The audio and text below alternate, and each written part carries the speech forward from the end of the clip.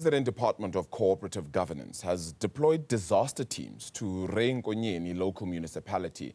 That's after the region experienced flash floods. Currently, no loss of life or injuries have been reported. However, some infrastructure has been severely destroyed. Silethiwe Ndlovu is in the area and joins us now live to get an update. Silethiwe, this is one of those situations that keeps rearing its head now almost annually. Give us an update, please. Absolutely, Arabile. In fact, our guest now was just telling us that one of the downsides perhaps to this particular area is how, or rather where these shops are situated. He's actually going to elaborate on that in quite a bit, and you'll also get a sense of what we're talking about shortly. But just yesterday you remember that this is one of those areas that were extremely affected by those flash floods.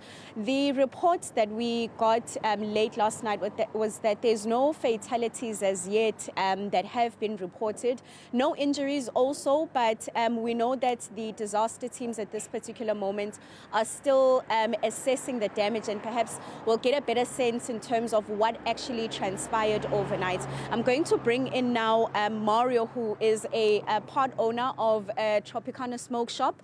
I want to start off by speaking about how you were telling me that the flash floods that occurred here yesterday is not something that's uncommon in this area, particularly because of where the shops are built or just the area itself. Pretty much, yeah, you're correct in saying that. It does happen quite often.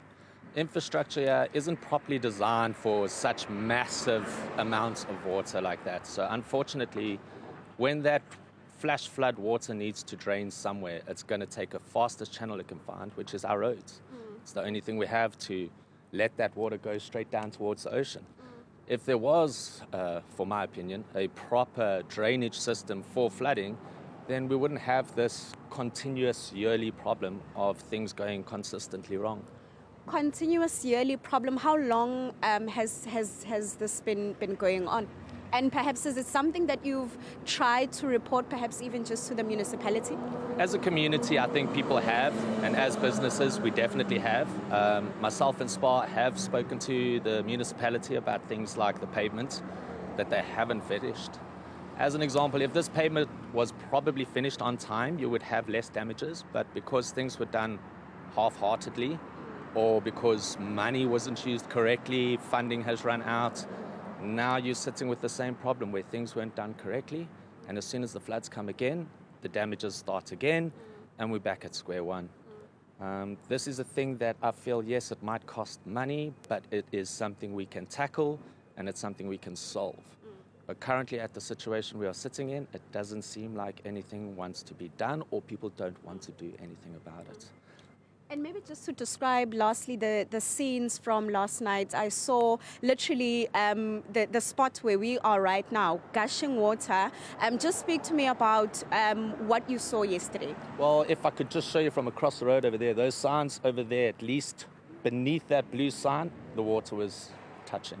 So you're looking at about probably a meter and a half of water within 10 minutes that came down. So as an example, some people are probably driving on the roads, still doing their daily shopping, and all of a sudden, this huge downpour came. Now, of course, government can't stop Mother Nature, but we can create things or a system to assist people better in a situation like this, because there are a lot of homeless and impoverished people around here, and I'm sure they got affected tremendously. The location up the road must be terrible right now. So I feel for those people more than myself. My business is fine, so I can still carry on, but what do we do about the person that doesn't have much? You know, so they're going to battle. Mario, thank you very much for your time this morning. Arabile, that's Mario there. He is the part owner of Tropicana Smoke Shop. Perhaps one of the most important things coming from that conversation, he states that the flash floods that occurred yesterday are quite common in this area. And he states that perhaps it's an issue of infrastructure. As you can see from behind me, we're told that this damage occurred yesterday when when the flash floods occurred in the late afternoon yesterday. I do believe they started around 4 p.m. leading into the late evening. We were told that the disaster teams have been deployed to the Ray Nkonyeni Local Municipality, seeing that there's a number of areas that have been affected. Margate, which is where we are right now, is one of those areas that were severely affected. We're told that there's also quite a few houses that have also been, or 1 or 2 houses that have also been destroyed in the process. And we are also going to try and get a better sense in terms of what are the emergency interventions that will be provided by those disaster teams. The Department of Cooperative Governance and Traditional Affairs did state that they have deployed those disaster teams for interventions, but also to assess the damage. They've also reminded everyone not to try and cross or to avoid rather sinkholes, as we know that there's a few sinkholes that were reported in the area. They've also stated that people should report any emergencies during this particular time. Those teams will remain on high alert at this particular moment, and they will also be remaining in the area until there's more communication coming from the South African Weather Service. Silethiwe, thank you so much for bringing us that update in and around the Margate area in KZN.